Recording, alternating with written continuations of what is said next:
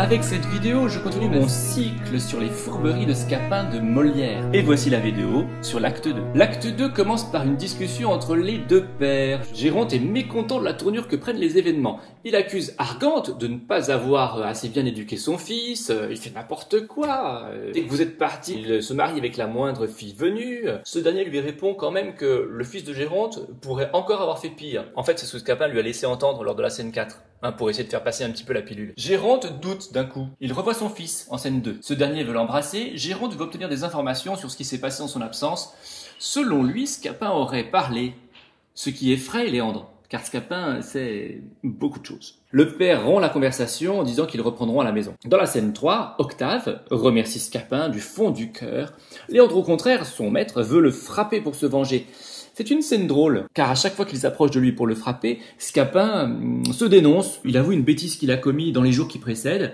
Par exemple, il a bu le vin de Léandre. Par exemple, il lui a volé une montre. Par exemple, il a imité un loup-garou, il s'est déguisé en loup-garou pour que Léandre ne sorte plus le soir. Bref, Léandre en apprend bien plus que ce qu'il croyait, mais Scapin en tout cas est formel. Il ne l'a pas dénoncé à son père, il ne l'a même pas vu. Dans la scène 4, renversement de situation. Un homme vient annoncer à Léandre que la famille de Zerbinette, la femme qu'il aime, réclame de l'argent. Sans cet argent, ils emmènent Zerbinette dans 2 heures. Aussitôt, Léandre demande de l'aide à Scapin, qui le fait un peu attendre, il faut avouer, pour le punir d'avoir voulu se venger. Léandre promet de tout pardonner. Scapin promet alors d'obtenir l'argent de Géronte, qui est avare mais stupide, dit-il. Et aussi de l'argent pour Octave, qui en a besoin.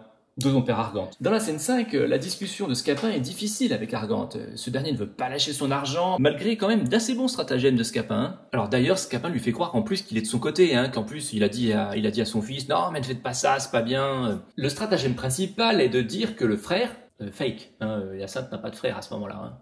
Donc que le frère accepte 200 pistoles pour casser le mariage. Scapin fait voir à Argante tout l'argent qu'il gagne par rapport à un procès, mais ce dernier ne cède pas. Heureusement, Scapin avait prévu le coup.